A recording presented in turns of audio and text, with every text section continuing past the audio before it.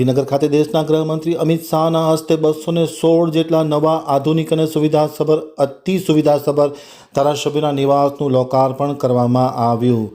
તમામ પ્રકારની સુવિધાઓ આ નવા ધારાસભ્યના આવાસમાં ઉપલબ્ધ બનાવવામાં આવી।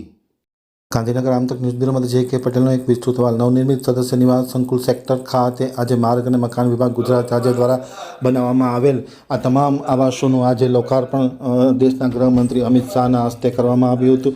ખાસ કરીને માર્ગ અને મકાન વિભાગ દ્વારા બજેટમાં નવા સદસ્ય નિવાસનું બાંધકામનો સમાવેશ કરવામાં આવ્યો હતો, જે અન્વયે આવાસોના જુદા જુદા વૈકલ્પિક નકશાઓ તૈયાર કરવા જોઈએ। હયાત 2 બેડરૂમ, લિવિંગ રૂમ, કિચનને બદલે 3 bedroom, living room, kitchen, office room, servant room સાથેના નકશાઓ અને પ્લાનિંગને આખરી આપવામાં 354 કરોડના ખર્ચે આ ફ્લેટ બનાવવામાં આવ્યો હતો। કુલ 216 ફ્લેટ બનાવવામાં આવે છે। એક ફ્લેટનો એરિયા 238.45 ચોરસ મીટર થાય છે।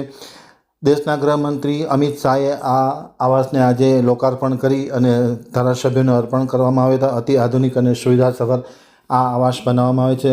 ગાંધીનગરના મેયર, ગાંધીનગરના ધારાસભ્ય અલ્પેશ ઠાકોર સહિતના મહાનુભાવો તથા ભાજપના પદાધિકારીઓ, માર્ગ અને મકાન વિભાગના અધિકારીગણ ખાસ ઉપસ્થિત હતા। તમામની ઉપસ્થિતિમાં 216 ધારાસભ્યોનો નવનિર્મિત આવાસ આજે લોકાર્પણ કરવામાં આવ્યા હતા। આજે નવા સદસ્ય નિવાસ સંકુલનું જેમાં 216 ફ્લેટ છે અને 325 કરોડ જેવો હાલમાં ફેઝ 1નો ખર્ચ થયો છે, એનું લોકાર્પણ માન્ય ગૃહ અને સહકાર મંત્રી શ્રી અમિત શાહ સાહેબ, માન્ય મુખ્યમંત્રી શ્રી, અધ્યક્ષશ્રી, નાયબ મુખ્યમંત્રી શ્રી, અમારા સદસ્ય નિવાસ સમિતિના ચેરમેન માન્ય કેશવજી ચૌહાણ સાહેબ, માન્ય મેડમ આપણા એના ધારાસભ્ય બીટાબેન પટેલ, જે અમારા સદસ્ય નિવાસ સમિતિના સભ્ય પણ છે, તેઓના સતત માર્ગદર્શનથી આજે એક અદ્ભુત અને અદ્યતન આપણા સદસ્ય નિવાસ સંકુલનું આજે લોકાર્પણ કર્યું છે।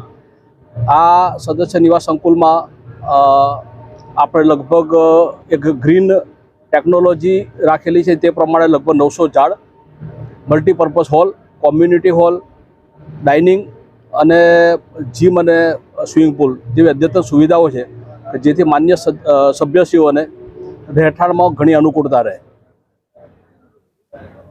આભાર।